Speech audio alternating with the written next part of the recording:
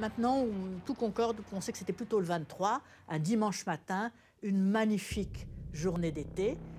Hitler arrive au Bourget. Il est dans un avion particulier. Il est avec sa garde rapprochée. Paris, et c'était clair pour Hitler, était une ville impressionnante, comme le symbole du riche passé de l'Occident. Et Paris représentait, de son point de vue, bien davantage que Varsovie ou Leningrad, ou n'importe quelle autre ville de l'Est. On ne le retient plus de joie. C'est un symbole et c'est la consécration de la victoire.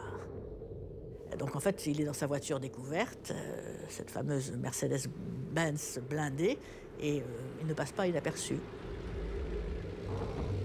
Il demande à faire le tour des plus grands monuments. Il demande à voir l'opéra. Il y a cette fameuse photo d'actualité où on voit les hirondelles, comme on appelait ainsi les policiers avec leurs grandes pèlerines, comme des hirondelles qui font le salut militaire. Il va bien sûr aux Invalides, se recueillir un instant devant la tombe de Napoléon. Il va au Panthéon et il descend le boulevard Saint-Michel à pied et se fait reprendre en bas. À 8h15, il a fini sa visite et il repart.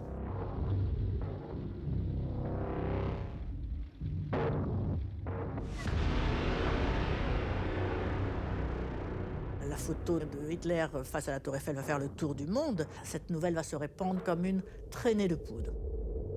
Eva Braun avait sur sa table de chevet la photo de son Hitler avec la Tour Eiffel à l'arrière.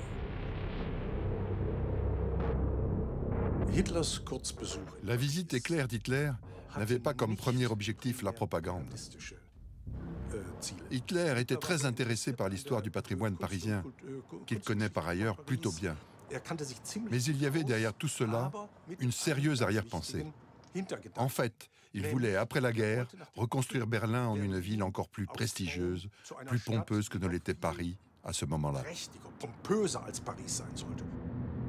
Hitler a passé en touriste à Paris le plus beau jour de sa vie. Il n'est plus jamais revenu.